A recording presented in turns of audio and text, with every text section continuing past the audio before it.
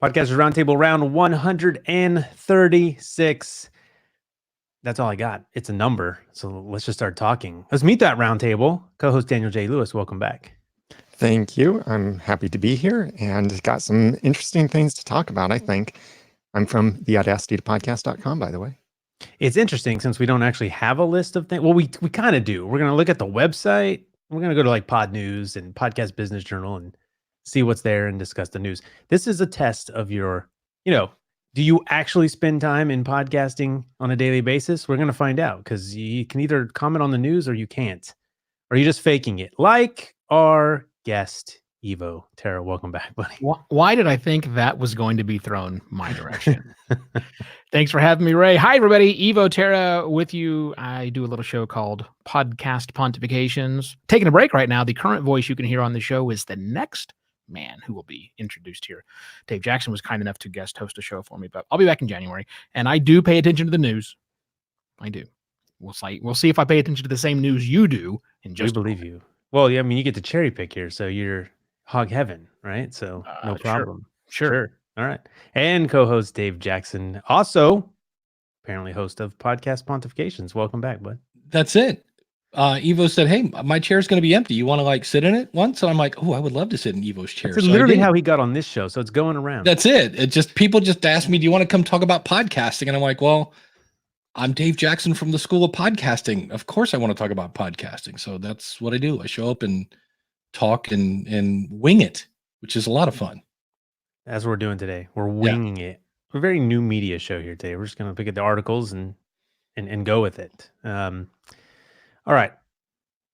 Daniel, you actually said you wanted something to discuss something. We should just go right from the top. Yeah, and speaking of new media show, in the latest episode of New Media Show, that is from November 30th, 2019, Todd Cochran and Rob Greenlee were talking about the need for a new RSS namespace, excuse me. And it seems like they've decided that they really want to start pursuing this. And so Pod News covered it a little bit. It's getting some traction in different places. People are just interested in this. And just to set the groundwork, an RSS namespace is a way to extend the RSS feed. Like you're already familiar with the iTunes tags, where it says iTunes : and then something else. Anytime you see a colon inside of an RSS tag, that indicates it's part of a namespace. So iTunes : image is part of the iTunes namespace. Even content : encoded is part of the content namespace. It's not what's actually built into RSS, but stuff like description, link, GUID, those kinds of things are actually raw RSS standard. So what you can do with the new namespace is add new features to the RSS feeds, a new functionality potentially, and then it's up to the app developers to start supporting that. But do you think, I think the first question I want to put out for discussing is, do you think we need to extend the RSS spec, or do you think it's time to maybe move to something more modern like JSON to replace RSS and still be extensible? Is it JSON or JSON?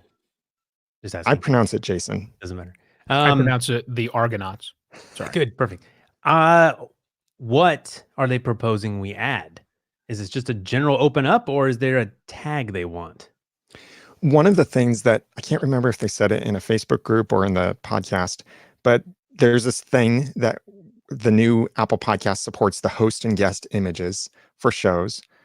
And a lot of people are getting really frustrated that the only way to get that inside of Apple Podcasts is for Apple Podcasts to ask you to put that information in, or to allow you to put that information in.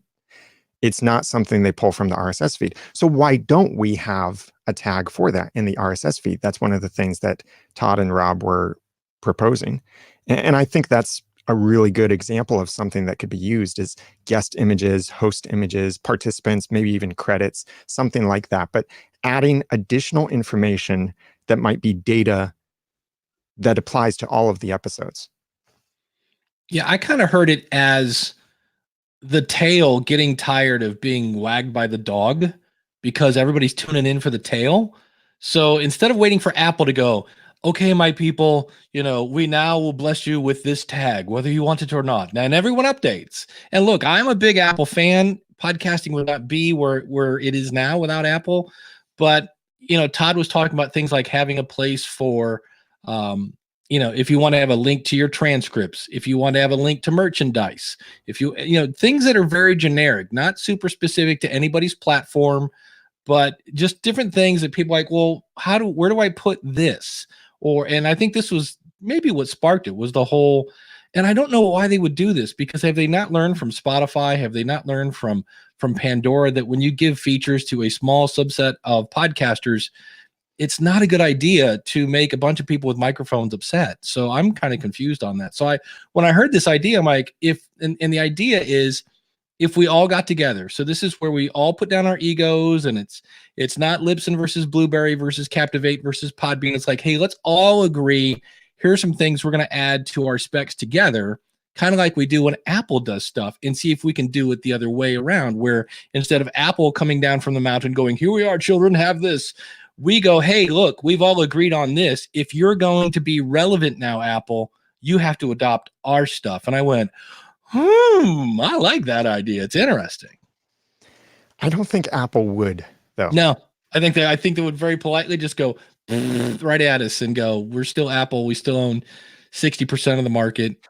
Although they do support, even though their documentation doesn't say this anymore, they do support the content encoded tag.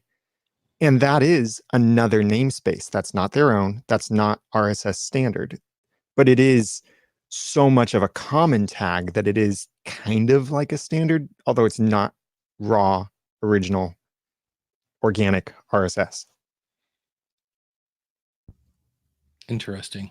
What do you think, Ray? Someone in the chat, Bangs, is saying, will this break the namespace away from Apple's control of most podcast feed directories?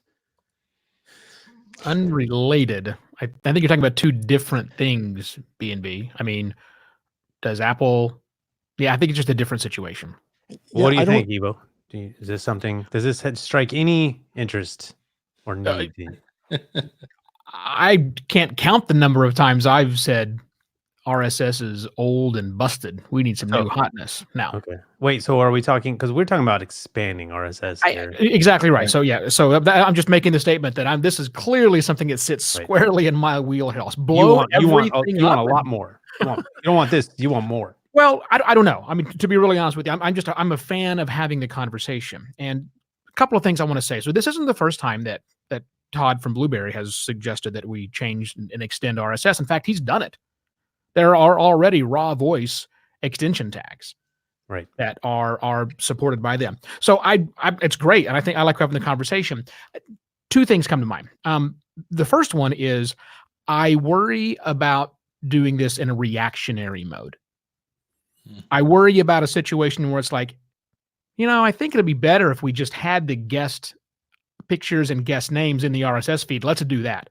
That's reactionary. Or other reasons that someone may say, this could be a good idea. Let's shove that in the feed. The reason it is feeds are kind of important. And I do worry a little bit about bloat. I worry about them getting too big. It's just a flat text file. And it just gets, the more you put in it, the longer it takes to read and parse, and other challenges can come on. So that's one thing. However, the second thing I think is where Dave was going. I hadn't heard the idea of, let's let the power brokers, whoever they may be, get together, not just the hosting companies, but also, the app developers. And definitely get Overcast involved, and Radio Public would get involved. Lots of the players that aren't called Apple or Spotify would love to get involved with this. And if we could have some consensus around the things that we need out of an extended RSS feed, great. Or to your point, Daniel, if RSS isn't the thing and we do need to go to JSON or the Argonauts, we could totally do that. We're having the conversation now about this tool that we've glommed onto, however pronounce that, and do something perhaps better with it. I'm all for the concept. So it's almost like we need a working group to create useful, highly adopted, well-defined additions to the existing RSS system, as well as establish standards for other technological aspects that impact podcasting, including host and client behavior, analytics, and monetization. I think you Cool. should write that down Yeah, and run with it. write that down and read it to us Okay, again. so I read that, from syndicated.media. That's a web address. And if you look at the GitHub page that they have there, don't get scared by looking at GitHub. There is English that you can read on there. This was a group that started a couple years ago, a few years ago, maybe at this point. I'm a member of it. I'm listed as one of the members. It died. There were people involved from Radio Public, from I think from Spotify, maybe from Acast. Some of the hosting companies had people involved, but it died. No one really did anything with it. It didn't go anywhere. They were trying to do the same thing, to create an open new namespec that could be added, name space that could be added to RSS to provide additional new features, but just nothing happened with it. And why? this is Why not? What do you think? I think part of it, big part, was that there was no major person in leadership behind it. No major company behind it, in the sense of someone with enough influence or enough sway to actually make things start to happen. There were a lot of people with connections in these companies. I'm not saying it needs to be owned by a big company. I don't think it should be, but we do need the big companies to be involved in order for it to really get momentum. Yeah. What else? Evo, what are your grand visions? What would you like to see? What do you need that you're not getting? Or are you just looking for someone to create something cool that you don't know exists yet? Well, I think there's a lot of things that, both of those and more, is the short answer to that. There was an article that was posted at the end of November, and it dovetails. I'm not leaving the conversation. I'm staying on this, but it was penned by a guy named Ollie Judge, and the title is "Podcasting Needs a New Standard." And you can just look that up.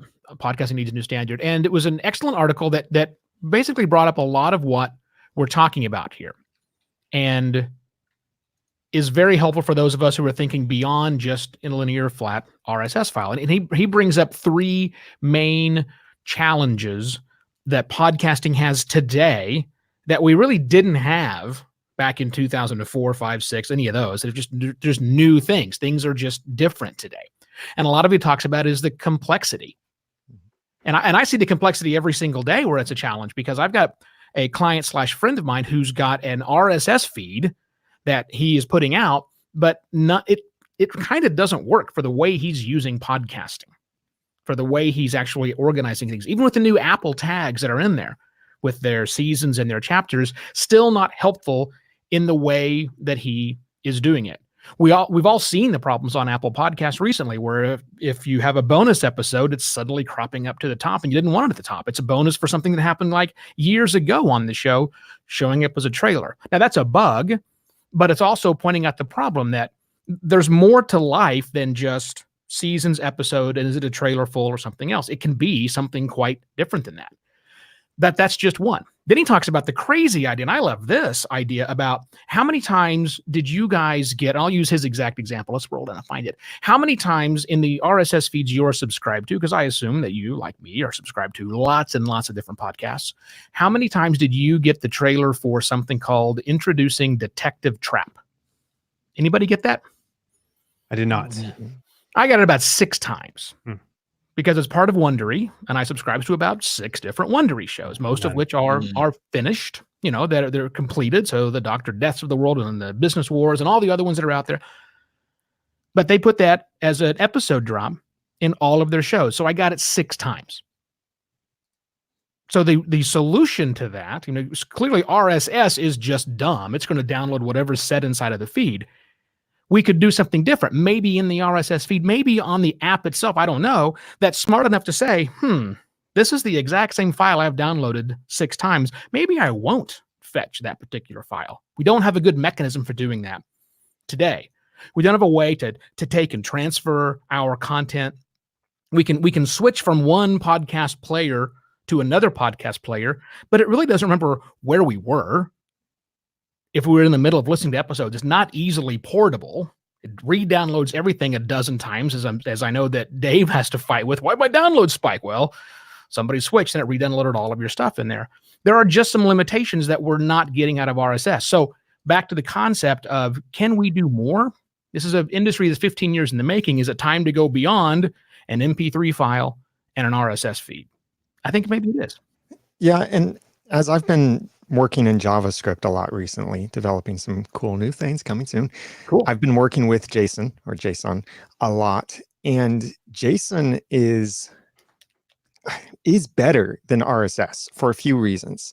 Without getting into technical details, it's a lot easier to write JSON than it is to write RSS. It's a lot easier to validate JSON than it is to validate RSS. You can add a feature to JSON, to a JSON file, to a JSON feed, without having to have a namespace defined, which I think makes it far more extensible than RSS. Because if you want a new tag, like to make that iTunes : image tag work in an RSS feed, there has to be a namespace that defines what that tag is. That namespace must be linked inside of that RSS feed. So writing an RSS feed is complicated.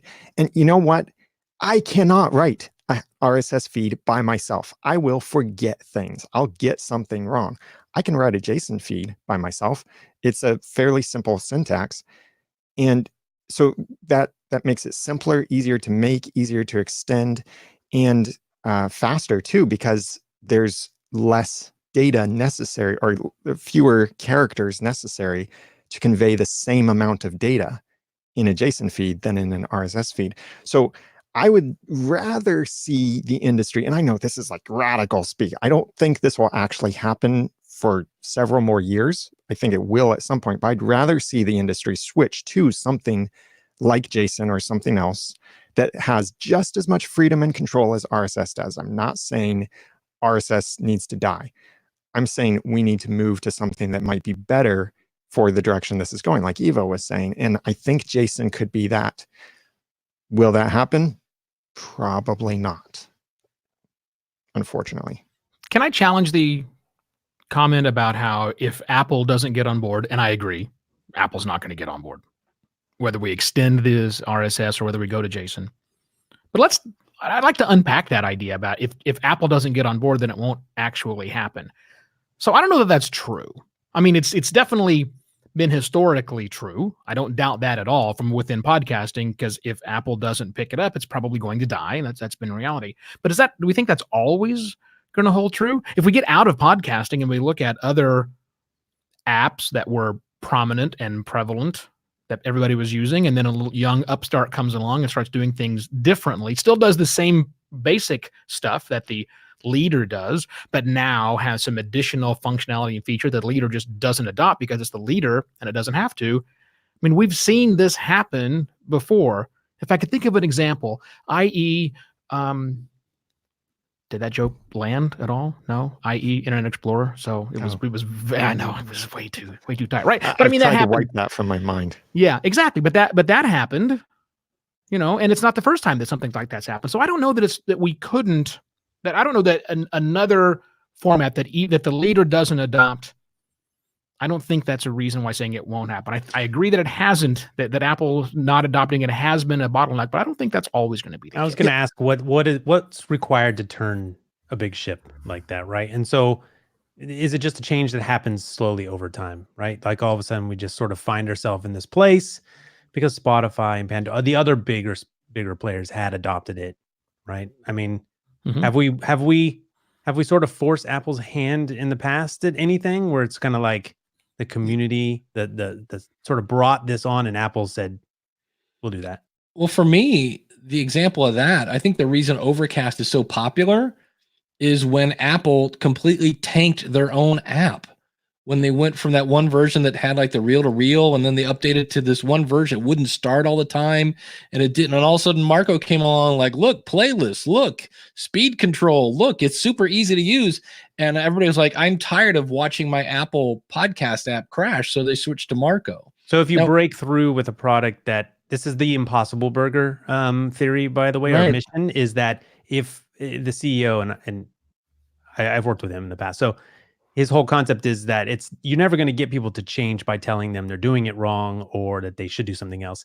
His goal is to actually make something that tastes better, right? Well- and when something tastes better than a hamburger, you will just pick it because it's better. So if a couple large companies are able to show these features, it kind of like it works better, right? It would that would help turn the ship, right? Like we just made something that works better. In the case of Overcast at the time, it just worked better. Yeah, because I know there's Breaker. I've never played with, I think it's Bullhorn, and all these have features that allow you, I think, to leave comments or something like that. I've never really played with them much, but I know they have features that, from what it sounds like, again, with my limited knowledge here, that aren't in Apple Podcasts. The problem is I'm not sure they're delivering features that people want, like or are big enough to get them to switch. Well, I feel like because I feel like we see that a lot. Like there's a new app, it does this thing, but did anyone really want it? Is it a lack of just not being able to get the word out? What is it? What, and what has become popular? I mean, like the 1 times, 5 times speeding up podcast. That's something that enough people do use against my better judgment. But and to go back to Evo's point, though, if everybody switched but Apple, right? I mean, they're kind of like, at least in my head, I still think of them as this leading edge technology. Look at us. We just made a watch that, does your laundry and all this other stuff. So now I would think if everybody else is talking like, oh, it's so cool. You just click here and the transcript comes right up. Oh, you click there and you order a t-shirt and you click here and I can do this or that. And then you go to Apple and you're like, oh, I can't do that in this app. I think if all the other cool kids were doing it and they weren't, that's where I wonder if Apple would actually admit, oh yeah, I guess that's why I'm kind of asking, Evo, like, does he have something that he's not getting? And this is what would push that change. If there was enough people who weren't getting the thing that they needed from, if we're talking about podcast apps, people don't change apps unless it has to be a pretty compelling reason, right? So it has to be something. This might be something we don't realize we need. Apple's thing is was it Steve Jobs used to tell you what you needed or something like that, right? Well, and there's a few apps now that I think one is Glow. I'm going to guess .co.fm that makes a really sweet interface. You click on it, boom, you order it, and now I'm not sure what happens after that, but you end up with somehow I think you subscribe in whatever app you want. And that's where I kind of go, Apple, you have everybody's credit card. You probably could have made that really easy to do in Apple Podcasts and take your 30 to 70% or whatever they're taking these days. And they didn't. And so somebody else went, well, we could do that, I guess. So it's, I think it's one of those cases where maybe podcasting, as big as it keeps getting, it's bigger every year, is still compared to Apple TV, a very small portion, maybe. I don't know. And I'm not saying that, I don't think we've given, or I don't think Apple does own the space. I don't think we need Apple to do something in order to do amazing things in this space. After all, amazing things have happened in this space without any help from Apple. And Apple does sometimes go the direction that they see people wanting things to go sometimes. But I do think it would be a lot easier to make major changes in the space if Apple was behind it as well. But you get everyone else on board or enough others on board, then yeah, you can start making those switches. And I remembered, do you guys remember Atom feeds, ATOM? Oh, yeah. Yeah, those ended up dying. I think, did Atom come before RSS? I think Atom came before RSS 2.0, but Okay. not for 0.93. Okay. And Atom is nowhere. RSS took over for Atom. A lot of apps are already talking to each other through APIs that are powered with JSON. And so since RSS is really meant for apps to talk to each other, your website or your podcast publishing platform to talk with a podcast app, I think it would be very easy, and developers would probably love to switch to JSON. So I think something like switching from RSS to JSON it would probably be really easy to get developers on board, even just to support it, as you can paste your RSS feed URL here or paste a JSON feed. But then these additional features, that's where we have to turn the whole ship. Yeah, it can't just be a guy on the dock, on the bow of the ship, pointing in a different direction, expecting everyone to follow. The whole place needs to go. Not that we need one, but is there an example of a media type that was sort of established and made a big pivot as to sort of how it works, maybe under the hood, right? Like, I don't even know what I'm thinking about. Just can you compare this to something that we've seen this happen, where an industry essentially, I mean, here's the thing. Would it be a shift for who would it be a shift for? Producers or app developers, producers being podcasters, the audience, who's going to be affected? Who's going to see it? How hard is it going to be to change? So we go to JSON tomorrow. Like, guess what? I got myself a JSON feed. This is kind of like CDs, using cassettes.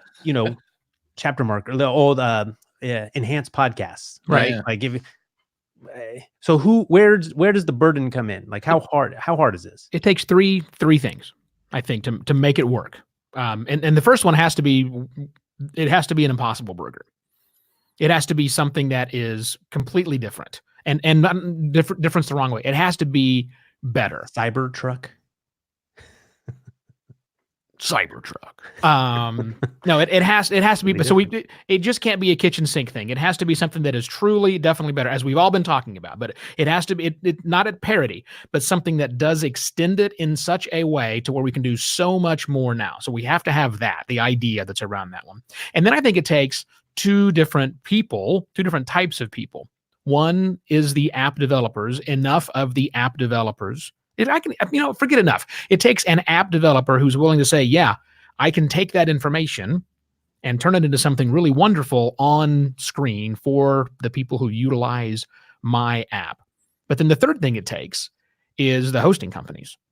They have to collect the information in such a way to where they're not just an interface so you can fill out a JSON file or an RSS file, but in a compelling, interesting, helpful way. Here's the things we want to collect from the podcaster so that we can then do our stuff in the back end. We'll still make an RSS feed because we need to keep the Apples and the Spotifys happy. But we're also, when we can, we're going to create this new thing that is proper and works great with this one app. These two app developers are making this great thing. But we're going to do it all in one nice, easy interface where we're helping you, podcaster, gather the information you need so that we can get your content to the right places in the right format. That's what we need. I want to say something to any developers who are listening right now. So anyone who doesn't understand this code that I'm about to say, it's okay. And I may not even understand what I'm saying. And Ray just left the room. That's how much freedom he's giving me here. I muted my microphone.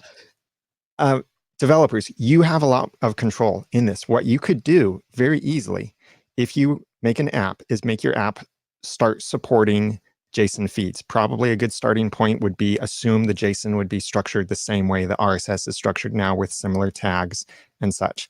You could make your app start supporting that. And podcast publishing developers, whether that's PowerPress or Libsyn or Captivate or whatever, you can make an option on your servers that will detect the user agent requesting the podcast feed and then serve the appropriate version of that feed. So if it's Apple Podcasts, serve the RSS. If it's this podcast app that's now supporting JSON and new features, then you serve the JSON feed. That technology exists. You know it exists. You're a developer. You know that happens. So then you can serve that better feature or the better feed to your own podcast app. And then the developers who make those publishing tools, you can put these out as options to your customers as insert your host image here, and it will be supported in these apps. Like Evo was saying, position it as a benefit to your audience or to your customers. The podcast audience members, they're just going to wake up someday and start noticing that their favorite podcasts have cool features inside of their podcast apps, or their podcast apps have new features. It's not something that I think podcasters shouldn't have to worry about the tech. The listeners shouldn't have to worry about the tech. It's really in the power of the developers the publishing tool platforms, and the podcast app developers. You guys have the power. And if you want to talk more about some of these ideas, call me, theaudacitytopodcast.com. Okay, Ray, you can speak again. Oh, thanks. You gave me an out to be do some dad stuff, so I was like, all right, this is a break. You're still talking about when I got back, so had to hang a ceiling fan or something. Yeah, or make sure the kids are not hanging from the ceiling fan, which was pretty close. So yeah, okay. One thing to finish this thing off. I mean, just think about this.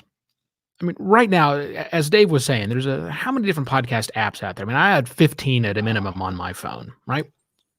And they all do the same stuff. You don't count because your head is in the space. I know I'm weird. That much. That is true. I'm weird. But they all do the same thing. Yeah. Basically. As was said, they each one of them that does something different, they do one thing that's different. But if you truly bought into this app developer and you were the first one to make something that was so compelling that did things not just restructuring RSS data, but took advantage of this new stuff we're talking about, and corresponding with that, if there was a podcast hosting company that completely supported that whole process too and said, we're going to capture the right things in the right way. Now I, as a podcast producer, have an incentive to tell people two things. One, switch to this app because now it truly is the better app. It's showing you things about my show that you can't get anywhere else. You can still listen to all the other apps, but if you want the other cool goodies that exist, you can only get that with this new app. That's one thing I tell people. And the second thing I do is, I tell everybody else, why are you still on that podcast host that only does RSS? Jump over here. Now there's a compelling reason other than, instead of $20, it's $15. There's really, truly a compelling reason to move to somewhere new. That you could, whoever you are on either side of that equation, corner the market. Yeah. Because right now, among all of the podcasting hosting providers, they're basically doing the same thing, just packaged slightly differently. Right now, at least. And that's commoditization happening. We need differentiation. Do you think that, people start a podcast and then they put the phone down for the next hour, right? So are these things is that a function of the way we listen to podcasts, or is it just there's not anything, right? If these things existed, you're saying if the magic was happening on my screen, there was additional stuff people were getting. I mean, enhanced podcasts weren't really a big deal. People there wasn't uptake there, I don't think. But so I just always wonder, are these things that podcast listeners need? Are they? I have an example of one. And yes, this does harken back to the days of the enhanced podcasts or chapter markers, but you could do something really interesting with this podcast app. Let's just say Overcast, just because that's the podcast app I use. Let's say Overcast supports new features in your RSS feed that now the podcast publisher can send a push notification inside of their episode for a URL. So we're talking about, hey, I just mentioned Overcast. Maybe we want to say, instead of, we say the web address, but also we push that as a notification. Then in the podcast app, Overcast, there could be an option for the user where they say, yes, allow notifications from this podcast, or don't. And the actual language would have to change.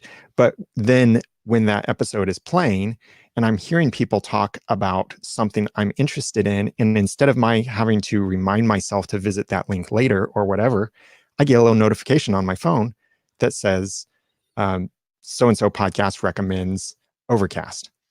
And then I tap that, it opens the link. If I don't tap it, that notification stays on the screen, or maybe there would be some, customization options to that. It's a way of saving me time. And it is that screen down sort of thing where it's still allowing me to engage with the content, and potentially even after I've stopped listening to the episode, that those notifications could be there. Or maybe there'd just be a simple, swipe to save this notification, or else it disappears after a minute or so. So then I can go back and see, oh yeah, this is a link that I saved. Those are cool things you can build in. 2 or 3 words. First of all, is YouTube one word or 2? Because they do smash it together. 2 words, YouTube cards. So if YouTube would just get into podcasting, right? So YouTube has clickable, right? You as the producer, and I think most YouTubers, they get it. And what they get is that if you put in cards, people watch more of your stuff. They can go to your website. They get those call to actions that are clickable on mobile, wherever you want to put it in the thing. It's pretty easy to do, right? You could do that for podcasts. So I mean, something like that. I mean, I do like, Instagram swipe up, fantastic, right? I do it, but I'm staring. These are things that I'm already staring at the phone. Now, yeah, you can mention it in the audio, and someone digs into their pocket, gets their phone out, hits the link, and I would like to have it there. It would be helpful, right? As a listener and a user. I don't know that it would be wildly popular, or the good thing is we need it done, because then we could find out, are people using these things, right? And even one app would tell us enough. One app like Overcast to do clickable links would tell us enough if it's being used. And that's a sort of a tech heavy crowd, or at least that's what people used to say. I don't know if that's the case anymore. But I definitely would like to see that. I think the real challenge for it to go back to your initial question, Ray, is, what will we do that's different, that's not just an enhanced podcasting all over again, is hard for the four of us to answer. Yeah, of course. I mean, this is the challenge of innovation versus disruption. It's hard to innovate from the inside. Yeah. No one knew that we needed Instagram until Flickr showed us that, just watching your uncle show you the slides for summer vacation that you hated is suddenly a cool thing again. But then Instagram totally redid the whole process. Again, outside looking in. I just don't know that we know what it really looks like. 'Cause you're right. We all know, because it's the way we listen. We put this thing on, we plug our headphones in, and we go walk around. We typically don't, and I do on occasion, but I'm a weirdo because I want to check and see how show notes display inside of apps. People don't do it that way, but that's okay, because the other part of this is, the real disruption, and I hate to keep using the word again, but I'm going to do it again. Real disruption comes when you service the underserved minority, not the majority. The majority's getting what they need. But what about the underserved minority? We have to also think about the fact that there are still 70-ish% of the people who don't listen to podcasts on a regular basis. What could we do for them, utilizing this new system that gives them something they're not getting out of a podcast today? Why is YouTube not doing podcasting? I'm so interested in that. Because we're going to see this, away, and now Sergey has retired, and so the whole thing's out of whack. But they can blow it open now. Now you can do it. As an idea, does anyone anticipate podcasts making it into YouTube at some point? You mean, will YouTube do an audio only offering? Spotify threw podcasts into music. YouTube can throw podcasts into. I have a YouTube app that I use a lot. It's the only way I see your show, Evo. I do not listen to your podcast. I watch your YouTube, right? Yeah. Different. Yep. Throw it in. Why not? Right? People are hosting. We talked about this recently. People are hosting a lot of podcasts on YouTube, but YouTube does not cater to podcasts. Well, and they would have to do something more. Because right now it's either just a talking head, which if you want to consume it that way, great. Audio, I'm talking audio only. Exactly. So you could do that. But then again, what would be new about that? What would be innovative about that? I don't know. Well, wrong way, disruptive. What would be different? I don't know that. YouTube could do it, but I don't know that that's enough to make a big push, because, I don't know. They certainly could from the inside of the app. I didn't know how Spotify was going to do their stuff.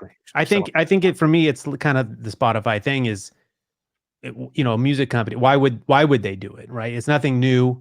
But everyone seems to be doing it now because they almost have to, or they need to keep the attention in their app. They need to give more. So everyone's adding podcasts to their app, right?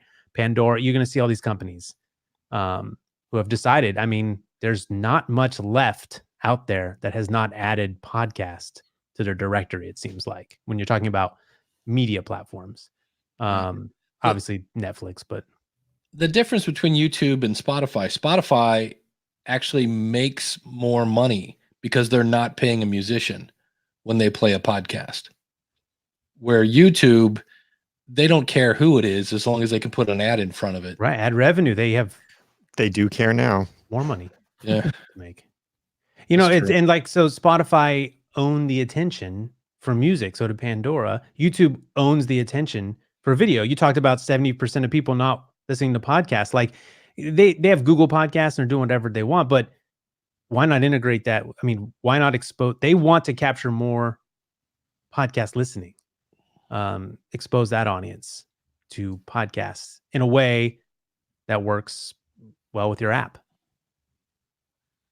I don't know. I mean, they do have the analytics they offer for video is far better than any analytics I get for any podcast. That is true. Makes me a better YouTuber. Are there YouTube charts though that we can game? And that's just it. You don't. YouTube's done a great job of figuring out how to. No one's on top of it more when it comes to gaming stuff, right? You should buy my course, How to Be Number One and New and Noteworthy retention. on YouTube. Retention. Well, in classic roundtable fashion, we've spent most of our hour on one topic. 40 minutes on one thing. It's a big topic, though. I'm surprised that it was the first one we talked about because it's a big one. Were there smaller stories you wanted to hit? No, Ray there were no stories I wanted to hit. So this is working out perfectly. Because the only one I pulled up was the one that I talked about. So we're done. So I see this article here. If I look at podnews.net, 1 in 4 frequent podcast listeners tip their favorite shows. Do they? I didn't read this. Anyone read this? I heard that stat. I did not read the story. I'm trying to figure out how this happened. Is this anyone else's experience? Dave, do you think you have 1 in 4 people contributing money to your podcast? No. Oh, Daniel. That's the wrong interpretation. Okay, of what good. you just said. That's why I asked if anyone read it, because I did not. You said 1 in 4 podcast listeners have tipped a favorite show, right? Oh, have He tipped. did say that. So that doesn't mean 1 in 4 of my audience. That means of everybody. Right. It says 1 in 4 podcasts. frequent podcast listeners tip their favorite frequent. show. Yeah. So this is the more niche. These are the people who listen more faithfully. This is the stat of, what are we at? Like 20% listen. What is it? Weekly? 20-ish% weekly. Yeah. 2023. Yeah. This is those people, I would assume. Yeah. But I think where you're going, Daniel, is this question. So let's turn it around. Rather than saying, does 1 in 4 of our listeners support us? Let's ask the question. We all listen to podcasts. How many of us have tipped or supported another podcaster? Yep. Hands up if you've done it. I do Patreon. Hey, guess what? We're in there. Yeah. This actually says 1 in 10 podcast listeners have given money to their favorite podcast, says the Canadian Podcast Listeners' latest research. What's the difference then between the figure tipping and giving? increases to almost 1 in 4 power listeners, quote unquote. Super listeners, yeah. Those who listen for 5 hours or more a week. Yeah. The more you listen to, the more you are likely to support one or more of those shows, but certainly not all of them. I have 130 some odd shows that I subscribe to. So they're only getting $10 a month from me. I'd love to do that, but no, that's not the way that it works. But yeah. Maybe more interesting to me is the Canadian Podcast Listener 2019 report. I don't think I knew about this. I might have heard something about this, but there's a report. You guys know about this? The Canadian Podcast Listener 2019. This is like the share of ear thing, but yeah, Edison has been expanding. They're doing other markets. Edison? Okay. Are you familiar with the country just north of us, Ray? It's called Canada. It's got a lot of people. Oh, yeah. They look a lot like us, sound like us too, but with weird vowels. I like to pronounce all of the vowels. I'm willing to bet one of you is Canadian and probably don't even know it. So what? Every time someone finds out someone's Canadian that they thought was American, they go, they're Canadian? What? That's how it happens every time. All right. Total surprise. All right. So that was just a headline. I'm just sparking conversation here since we killed the other conversation. I think that it's encouraging to hear because the ad model is just not the best way to monetize a podcast for the majority of podcasts out there. Yeah, I rant about that all the time. It's terrible. I mean, like, take Dave Jackson's show, Ask the Podcast Coach.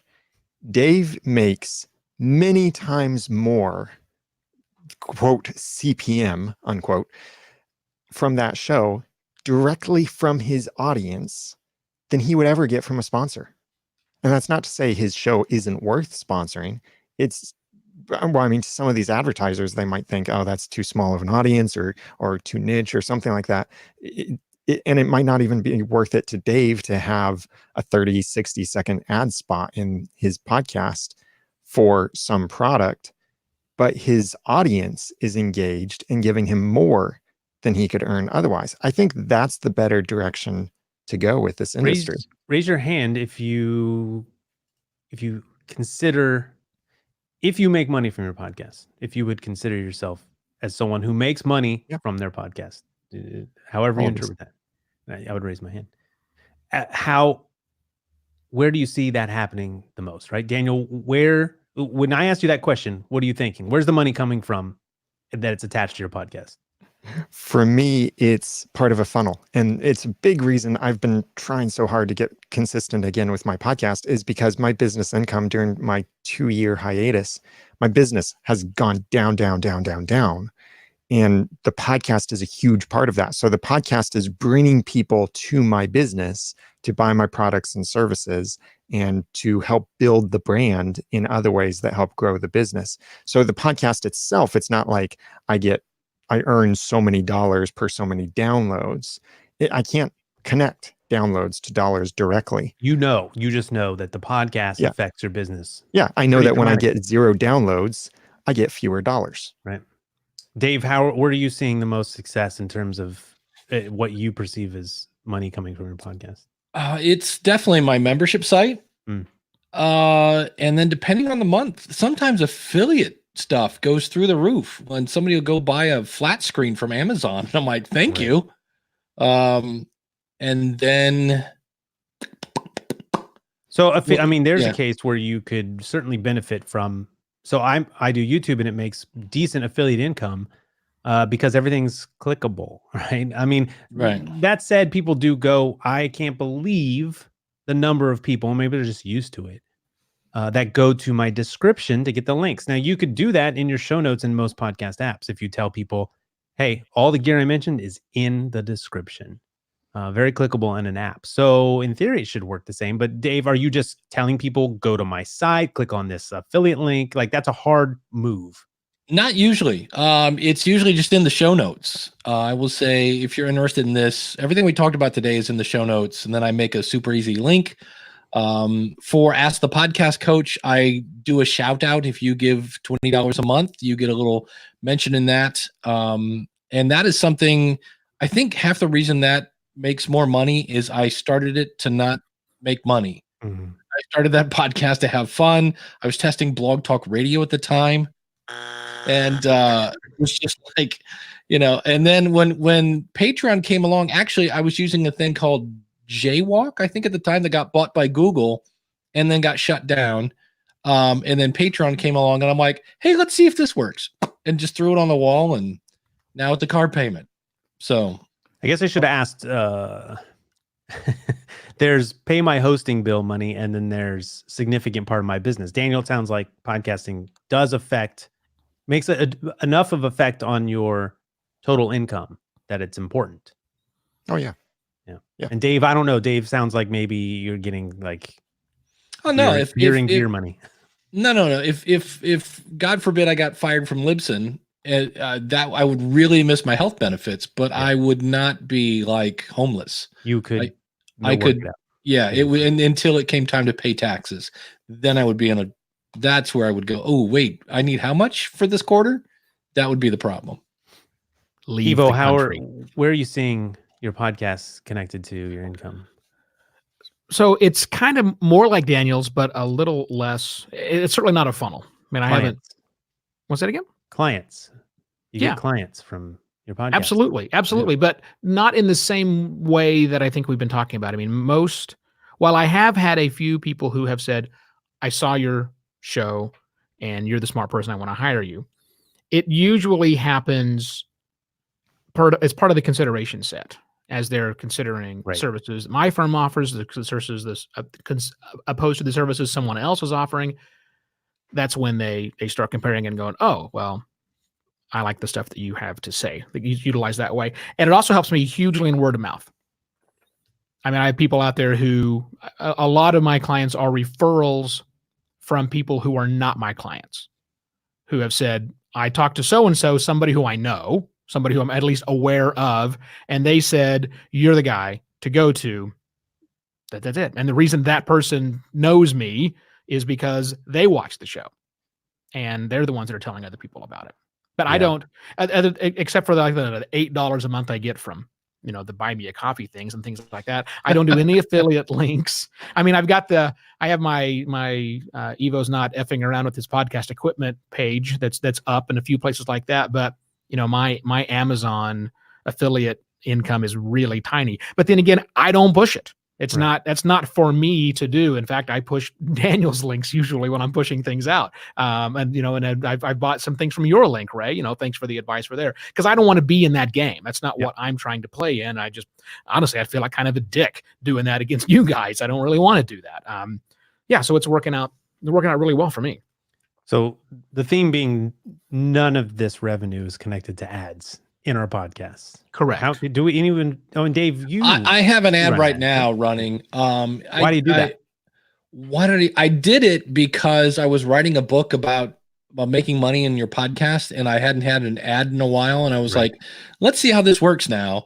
And I did, and then when I walked into Podcast Movement, Dan from Focusrite said, "Hey, we want to sponsor your show again," and I went, "Okay, Sure. Sure. that was hard." And for me, without making it an ad, that product fits my show, so I don't mind doing an ad for that. There is a part of me that goes, I'm already advertising one product. It's called my website. So why do I have two? So it's usually, if I do ads, I try to do like every other month, and I'm not really looking for more ads. It's just something that fell in my lap. What would compel you guys to add ads to your podcast beyond what you've already done? For me, a pile of cash. Like, what does that pile look like? Hmm. People want to know, You're right? talking to Evo Scrooge Terra, according to his tag in the video. So I think he means a pile of cash he can put in a tower and swim through. That's right. Scrooge McDucking that thing all the way. But people want to know, should I take $100 or should I hold out for 1,000? And everybody's got their own number on that. So there's a lot of factors at play, right? So as Dave was saying, I mean, he has Focusrite's who's advertising. It's not WordPress.com, which isn't too terribly far off the mark. You could make an argument that, well, you need a website, might as well be WordPress. I mean, that makes sense. But if that makes sense again for Dave's show, Focusrite. So it's got to be a perfect fit for it too. Then it also has to be, how does it fit with the flow and the show? And as long as it fits with the flow in the show, then I'd be happy to consider something. It would have to be, though. I mean, in order to do it, because it's work, and now I got to do a report, I got to do commitment, I got to make sure it's in. So to me, it has to be in the thousands before it starts to get interesting. But that's me, and and I don't have to have it. There's people who really, really need it, as you said earlier, Ray. People who need to pay for their hosting bills. People who need to, get rent money and those sorts of things, then do what you've got to do to get that. But for me, it's going to have to be a bigger number, because I don't want it necessarily to impact my show. Yeah, and you have a short format show. Yeah, 10 minutes. Yeah, I don't have a lot of time to go ranting and raving. Can't be 3 of those minutes on a Leo style ad. 3 pre-rolls. Yeah, no, not going to work out so well. Dave, where's your wheelhouse? I want to advertise. Dave, how much money did Focusrite give you? Right. $8 million. You gave him a Scarlett 4i4, and then Dave was like, yes. That was it. That's all I need. Just give me this box and I'll talk about it for That's how Dave got a microphone. Still uses it today. Yeah. That is true. Who's winning? Who won that one? Yeah. Well, that's a good question. I think I did. Well, I take that back, because I've been talking about it for 10 years. Won that, man. Yeah. Imagine the number of people you've influenced the podcast, and they just want to know what microphone Dave uses. Well, he now uses the Electro Voice RE320 because they gave it to you, even though you had to push them for it. And trickle down here, I was convinced to switch from the Heil PR40 to the RE320 because I liked the way Dave sounded and how much more natural it sounded. So I use the RE320 and recommend it now because Dave used it. How do you think the SM7B is what I would say is become the prototype? Right on. It has become the podcast microphone. All other microphones suck except for the SM7B, says Ray Ortega. Because Ray has one now. But it's a function of huge podcasters, actual people with followings, WTF, Mark Maron, YouTube. All these YouTubers who have massive followings they knew one of them had the SM7B, they all buy it, right? And it just goes like crazy, right? I want to be like Andrew. I literally have a theory that Shure raised the price on the SM7B, which had been one price for 40 years. Podcasting comes along about 3 years ago when this thing just showed up everywhere. $50 more when I went to buy mine. This is an old microphone. Might as well be an SM58 that I could throw into the ground. Like podcasting did that, and they didn't deny it. I asked them. They were like, yeah, maybe. Market forces, baby. Good job. I don't know what we're talking about anymore. When I heard one at Podcast Movement, it was the first mic I've heard in a while that I went, ooh, wait a minute. Let me talk into that again. Yeah. And I went, no, I sound okay. Forget about it. Nobody's complaining about my sound. Hey, everyone wants to change their website every 3 years, so don't feel bad. That's it. You get tired of the thing that's in front of you all the time. I mean, yeah, we're just constantly tinkering. That's fine. Grow as you go. All right. Well, man, that's like 2-3 topics. Anything else? Did anyone actually show up with something to talk about? I mean, that wasn't the plan. I'm just making sure. Daniel and I both showed up. Well, I mean, that we haven't talked about yet. Oh, can I bring up my one little baby point? Yeah. If you are asking your media host, whoever it is. Oh no, this is a tech support rant we're about to get. That's right. The answer's no, Dave. That's right. If you're telling your media host to insert a prefix from PodTrack, Chartable, or now Podcorn, just from your friendly neighborhood tech support guy, please tell the tech support people what your show is. Like, what's the name of the show? That would be very helpful, as opposed to... You can't get that from my email? No, that's the other thing. If you could email from the email that you have, that you log in with, oh my God, I will kiss the ground you walk on. Not that I don't love my job. It just, there are times when we get things like... Because what happened is Podcoin said, hey, send this to your media host.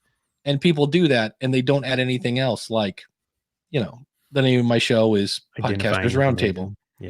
Yeah, you get an email from, lunchboy749 at prodigy.com that says, please insert this list. I'm going to send so many of those to Libsyn. Dear SoundCloud. Yeah.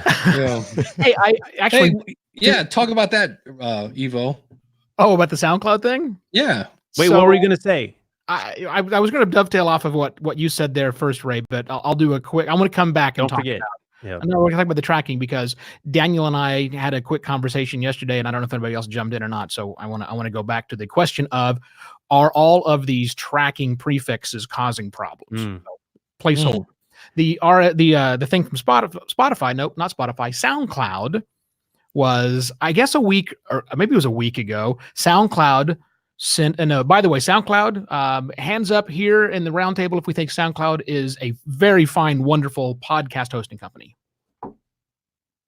Yeah, thought not. Okay. But nonetheless, they do host podcasts. You can do it. You shouldn't, but you can do it over there. They sent a note out last week saying that they were changing their upload limit on their free tier. Right now, I think it's 3 hours of audio you can upload for free. Is that right? Yeah, I think you can not upload. You can have 3 hours of audio. Like, for example, every episode of Podcast Pontifications gets pushed out to a free SoundCloud account. And every 2 weeks, I get an email. Well, actually, Libsyn is where I'm hosted currently. They see me notice saying, sorry, we are unable to push that episode out to SoundCloud because they won't take it. And that's because it's full. So I have to go in. You have to go clean it out. I have to go in and delete the last 5 or 10 episodes of my show, since I put a show out 4 days a week. Cut the stuff at the old stuff, right? And that's what Spreaker does. Spreaker and other hosts that have a limitation, they automatically delete your old content, but not our friends at SoundCloud. Anyhow, so that was the deal. You can upload, I think, 3 hours. Well, they said, no, we're going to make a change. Now you can actually upload up to 3 hours and 20 minutes or something crazy like that, or 15 tracks. And, if you're a podcaster, it's probably not a big deal, because if you're doing a 30-minute show, there's roughly about the same number anyhow. The big problem was musicians, people who actually have music, that were saying, hang on a minute, 3 hours at, a 3-minute long song is not 15. It's you're basically cutting us out in a big way, forcing us to upgrade. So they announced today, just a few hours before we went live here, a big rollback saying, apparently no one wants us to do that. So sorry. So we're going to have to find a new way to make money. Anybody notice they haven't put out a financial in a while? They don't have any finances. Nothing to report. All right. So that was that story again. So we don't go back to the Yeah. yeah. So Daniel, I talked for a while. Why don't you talk some more? Well, give me an example of what He's where going this to. happens. Okay. So the tracking prefix is something that you can use to be able to track the downloads. You can add them if you don't have a true podcast host, like you can use Blueberry or Podtrack or Chartable or a bunch of these places to add this prefix to your media URLs in your RSS feed. So anytime your episode is downloaded, it bounces through this redirect so that then that place, Blueberry, Chartable, Podsites, whatever, then tracks that download for you. And you can get these prefixes to How add. does the user usually get this prefix in there? Dave. Well, at Libsyn, currently, you contact Libsyn and say, can I have this little thingy put into my account? And I go in behind the scenes and put it in. And now it's in front of every single file you do that. And Libsyn doesn't care about that. That's not a problem. No, we don't care. We will be happy to do that. And just the only thing I always like to point out to people, especially if it's a brand new company, that if for some reason they get more hits on that bad boy than they thought, and their poor little server goes, Right. every one of your files no longer works. Like if it breaks, it broke your entire podcast. So, and I've seen that happen in the past from a company. Libsyn's fault. No, it's not our fault. Well, yeah, we get blamed for it. Yeah, you're What's wrong with my show? You Like, broke oh, it, Dave. I Dave see broke that my you're- show. Yeah, I see where you're going from Podcoin to Blueberry to Podtrack to Chartable to, and then you're like, really? Do you want another one? Yeah, I need to see where I am on the charts. And I'm like, okay. So people are And using. So you can put 4 different prefixes in front of it, I wouldn't recommend that. but you can. I do not believe there is a practical limit today. There used to be. There was a certain number of redirects you could go through before somebody said that's enough of that garbage. But I don't know if that's true anymore. But I'm not technical enough to. I don't remember enough to know if that's true. Daniel, do you know if there is a true limitation? I wouldn't. The only limitation I'm thinking of, well, some apps may limit how many redirects they follow because each one of those prefixes is a redirect. So some apps may limit that. I don't know what apps limit to what numbers. What I'm looking up right now, and I'll come back if I notice anything, but I want to see, is there a character limit to how long that enclosure URL can be? Because every prefix you're adding is making your URL a little bit longer. 256, I think. So maybe, and that again, that's going to be dependent on the. Okay, so what's the problem? So The potential problem was this: chatting up with someone the other day, and it was about Podcorn. Podcorn? Is that it? Podcorn? So Yeah. hard to say. Careful. They said, hey, so I think I'm going to try out Podcorn. And so this is a popular I podcaster. want to try that with you. This is a podcaster whose livelihood depends on this show being available. Like seriously good stuff out there. That is the whole entire livelihood, entire business built around this podcast. And says, I think I'm going to put this Podcorn link in. I looked at the RSS feed, grabbed the media file, and noticed that it already had a link to Podtrack. And Podtrack's been around since how long, guys? I mean, 06, something crazy like that, forever, right? So that's the original one. And they do a redirect. So the URL is podtrack.co/ and then the information to where the media file is. But after that, it was going to Pod Insights, I believe, was the other one. And the third one was going to Chartable. And so now adding one more to Podcorn would be a fourth redirect before it finally then would redirect down to wherever the media file is hosted with. And again, I don't think there's anything technically limiting that. Again, Daniel's going to check and see if there's actually a character limitation on URLs, and I'm not sure that there are anymore. Not that I can see. Yeah, I didn't. I thought that we got rid of that.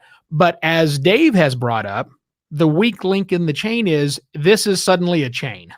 It didn't used to be a chain. I mean, the chain was before direct link to the podcast hosting company's CDN.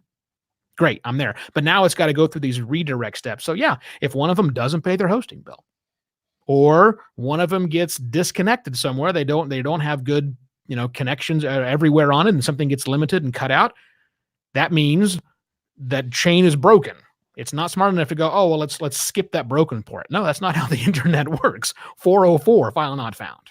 It could also slow down the download because, if you're someone in Singapore, you're requesting this download, and the server that tracks those prefixes is in the United States, then your request for the file has to go all the way to the United States to go through that prefix before it can then go on to whatever the CDN is for the file. Which is not as big of a problem if we're talking about downloads, but streaming is a big hot thing right now. Lots of content is being delivered at a moment's notice. And I don't know about you guys, but when the little cloud icon shows up on my app and I hit download, if it doesn't immediately go, I'm hitting it several times because I'm impatient. I expect it to work right away. So yeah, that could be a bigger problem these days. And I always want to ask, especially when it's somebody who has, let's say they have Blueberry, professional stats, and then they throw in PodTrack because they want to see if they're going to rank against NPR and all the other ones up there. You're really not getting any more stats that you already have. That's the one that always gets me when they go, oh, I can understand if I didn't have any stats and Evo's going, okay. I want to check the deltas. That's the odd word, by the way. So I have a couple things to say about that. One, it's presentation matters in a big way. And I will tell you this, the way that Chartable presents download data as opposed to the way I get it out of Libsyn, Chartable's far superior. So there's that. Second, a lot of these redirects don't have anything to do with charting, like Podcorn. That's not a chart thing. That's right. So that you can get and receive dynamic advertising that's dropped inside of your feed. So there's a lot of other things you get other than just charts, other than charts and other than download data. But that's I get that. I'm just saying I see people who have perfectly great stats and then they'll throw in PodTrack and I'm like, what for? And I'm like, well, I want to see what other kind of stats I can get. And I'm like, the answer is none. Not for PodTrack. Yeah. So my only interest in a case like that is to try to keep one company honest or to be able to know how valid or one, you know what I mean? Like if Libsyn and Blueberry, if I'm getting, because I can be on Libsyn and I can put the Blueberry track in there. Right. I want to know, are Blueberry's numbers close to Libsyn? Like how different are they? Right now, the IAB is helping with that a little bit, right? We're standardizing these things, but before it was just like, well, I have Blueberry stats and they say they're good, but I want to check. So, that's one good thing. What's happening when you have PodTrack, what's really happening? Like we're talking about stuff bouncing the servers and stuff, but for the uninitiated, what's really happening in that setup? Like someone says, they press download on Podcasters Roundtable. I have a PodTrack link in there, but I'm hosting on Libsyn. What's really going on? I would just say it kind of goes over to, let's say we have Chartable first. It goes over to Chartable and goes, all right, there's a download for Ray. And then at the end of that string, it goes, okay, now you need to go over to whoever. It goes to that person. All right, there's another download for Ray. And then eventually it goes to your media file. Daniel, you want to throw more techie stuff in there? But that's how I've always seen it. It just kind of bounces from one. And at each point it goes, oh, here. These companies how does PodTrack make money? How are they still in business? Why do they do this? They sell advertising. Is that what their main thing is? Sell their report. So they want the numbers. Well, and that's the same thing Chartable wants to get into as well, is they want to track everyone's podcast so they can have their own charts instead of relying on the app charts. Yep, and sell that data. Right. Yeah, that's what they're looking for. But to your question, Raven, how does it work? Dave's explanation is fine. It is the first place it goes is the Chartable. That's the first thing that gets listed. So it goes to Chartable, and then Chartable does what it needs to do with the data, and it says, now what am I supposed to do? Because Chartable knows, and it knows, I 301 redirect to the next person, and if that next person is just your media host, great. Then within milliseconds, that's really all that it takes. Changing, barring Daniel's thought, if you're in Singapore, it's got to bounce back to the States and all that kind of fun stuff. But that's really all that it does. It is a very quick redirection before it gets to the actual file. The service does what it needs to do, and then it hands it off to the next person until it, and that's it. Because once the handoff is done from, again, to use an example, PodTrack doesn't care anymore what happens. It does the handoff and it's out of the game. If Chartable's down that day, my listeners are Out of luck. 404. When Is it 404? will the app try to keep? When do people get my episode? Will the app keep trying to get the episode? Oh, that's a great question. I think it's based on how often your app is set to refresh. But that's a good question. I honestly don't know. But the big scene, the big clue will be none of your episodes work. Not just one. All of them, like everything you click on is dead. That's when you from a podcaster's point of view, Right. but from a listener, they just can't get to that don't know. file. And I mean, I've at least once a week, there's a file that fails to fully download through my app of choice. And it never, once that happens, I have to delete it and redo the download. It will not, once it says file failed to load, that is the death knell. I can never, ever get that automatically unless I go in and do some manual work. And that might be the fault of the podcaster. Maybe It could be. They published it, they then deleted it, they published a new one, or something like that. Something about the URL that now your app keeps looking for that old URL. Very well could be, yeah. Yeah. And yeah, once that URL is fixed, it might go. So it could repair itself in that case, right? If in fact one of the services is dead and it comes back online, could repair itself. Yeah, if that URL, if it's the same URL, it stopped working and then it starts working again later, your app should handle that properly, even if it's a prefix problem or a media hosting problem.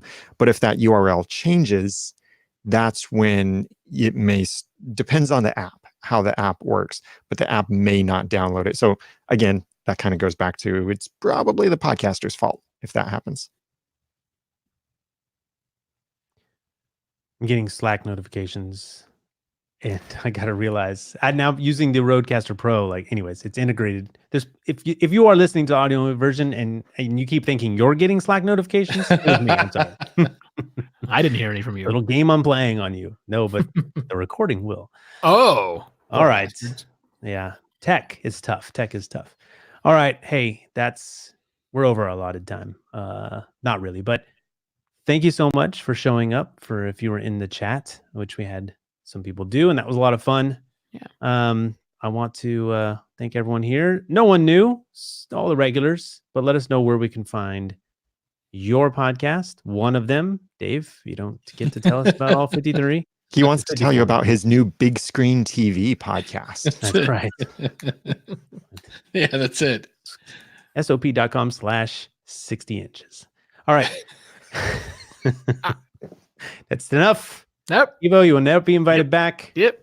Sorry. They've already put us into explicit territory, I think. Daniel J. Lewis, thanks again, man. Thank you. I'm over at the audacity2podcast.com. Another episode or two coming before the end of the year.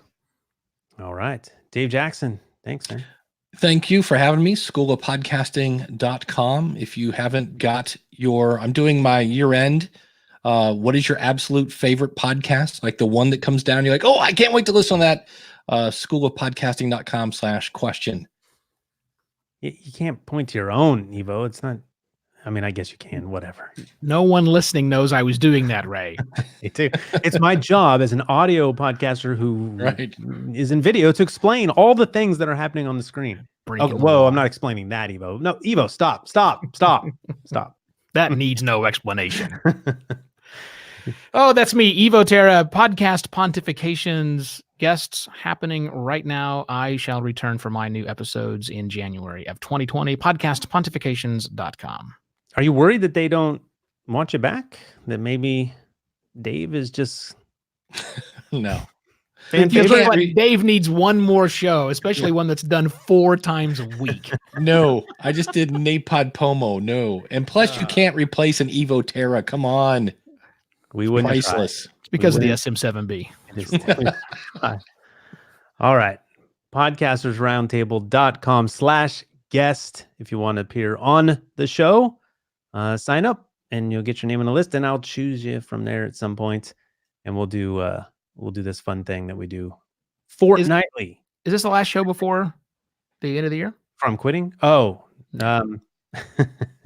yeah, no, possibly not. We might have a Christmassy special. I'll wear a hat I wasn't sure if this was the time we should do the Christmassy stuff, but Oh yeah, apparently no. not. No singing. No, we're not doing that. Not doing that. We might miss that this year, but we'll see. We'll see. All right, we're out of here. Subscribe, share with your friends. Share the podcast, people. If you've listened to this point, come on, just share it. You're one of the hardcores, and we love you. Yeah. Wave goodbye. We're out of here. See ya.